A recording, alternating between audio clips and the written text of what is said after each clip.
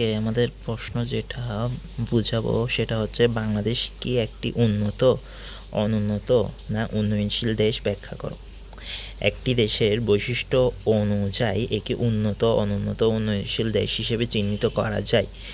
বাংলাদেশ একটি উন্নত, অনুন্নত না উন্নয়নশীল দেশ, এটি জানতে হলে প্রথমে আমাদের উন্নত, অনুন্নত, উন্নয়নশীল দেশের বৈশিষ্ট্য সম্পর্কে জানতে হবে। এখন উন্নত দেশের বৈশিষ্ট্য, অনুন্নত দেশের বৈশিষ্ট্য, উন্নয়নশীল দেশের বৈশিষ্ট্যের মধ্যে বেশ কিছু সূক্ষ্ম পার্থক্য রয়েছে।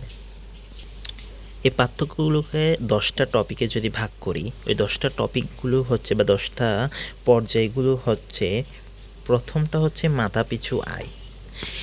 উন্নত দেশের মাথাপিছু আয় উচ্চ হয়, অনুন্নত দেশের মাথাপিছু আয় নিম্ন হয়, এবং উন্নয়নশীল দেশের মানুষের মাথাপিছু আয় ক্রম উন্নতিশীল হয়, মানে এদেশের মানুষের আয় ক্রমান্বয়ে উন্নতির দিকে যাচ্ছে। শিক্ষার হার, উন্নত দেশের মানুষের শিক্ষার হার উচ্চ হয়, অনুন্নত দেশের মানুষের শিক্ষার হার নিম্নমানের হয়। আর উন্নয়নশীল দেশের শিক্ষার হার মানসম্মত হয়, তা তেমন বেশিও ভালো না, তারপর খারাপও না, মানসম্মত। উন্নত দেশে বেকারত্বের তীব্রতা কম, অনুন্নত দেশের বেকারত্বের তীব্রতা ব্যাপক। আর উন্নয়নশীল দেশে বেকারত্ব নিয়ন্ত্রিত হয়ে থাকে, সরকার বেকারত্ব নিয়ন্ত্রণের ব্যবস্থা নিয়ে থাকে উন্নয়নশীল দেশে। শিল্পায়ন, উন্নত দেশে শিল্পায়ন ব্যাপকভাবে হয়ে থাকে, উন্নত দেশে শিল্পের ব্যাপক প্রসার হয়ে থাকে।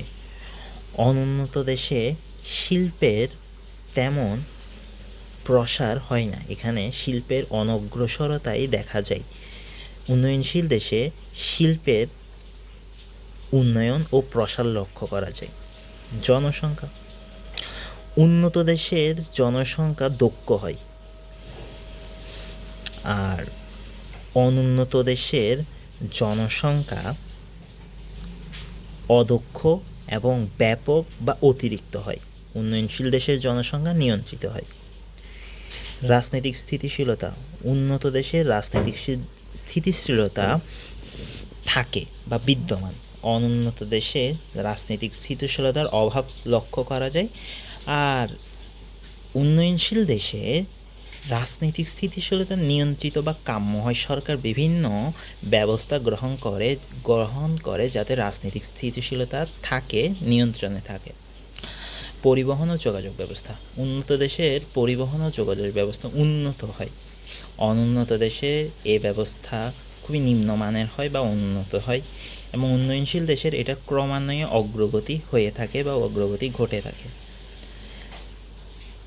উন্নত দেশের মুদ্রা বাজার খুবই উন্নত হয়ে থাকে, অনুন্নত দেশে এই মুদ্রা বাজার নিম্নমানের বা অনুন্নত হয়, এবং উন্নয়নশীল দেশে সুষম মুদ্রা বাজার, সরকার সুষম মুদ্রা বাজারের ব্যবস্থা করে থাকে।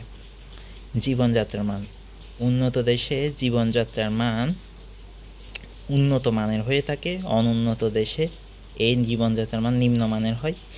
আর উন্নয়নশীল দেশে ক্রমান্বয়ে জীবনযাত্রার মান বৃদ্ধি পেতে থাকে বা বৃদ্ধি পাচ্ছে।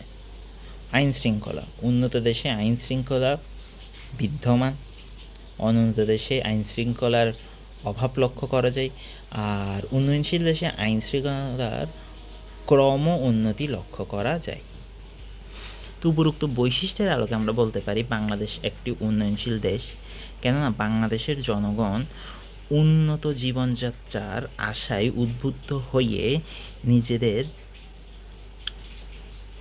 সচেতনতার মাধ্যমে উন্নতির প্রচেষ্টায় লিপ্ত হয়, দেশের সম্পদের যথাযথ ব্যবহারের মাধ্যমে ক্রমশ উন্নতির দিকে ধাবিত হচ্ছে, ফলে ভবিষ্যতে দেশের উন্নয়নের যথেষ্ট সম্ভাবনা রয়েছে।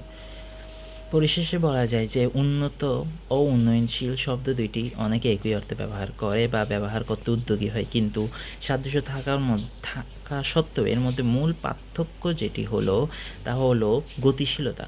অনুন্নত দেশের বৈশিষ্ট্যসমূহ সুদূর ভবিষ্যতেও পরিবর্তনের কোনো সম্ভাবনা নেই বা সুযোগ নেই, কিন্তু উন্নয়নশীল দেশের বৈশিষ্ট্যসমূহের ধনাত্মক পরিবর্তন লক্ষ্য করা যায় বা ধনাত্মক পরিবর্তন সাধিত হচ্ছে বলা যায়। বর্তমানে পৃথিবীর অধিকাংশ দেশই উন্নয়নশীল দেশের পর্যায়ভুক্ত, বাংলাদেশ উন্নয়নশীল দেশের শ্রেণীভুক্ত।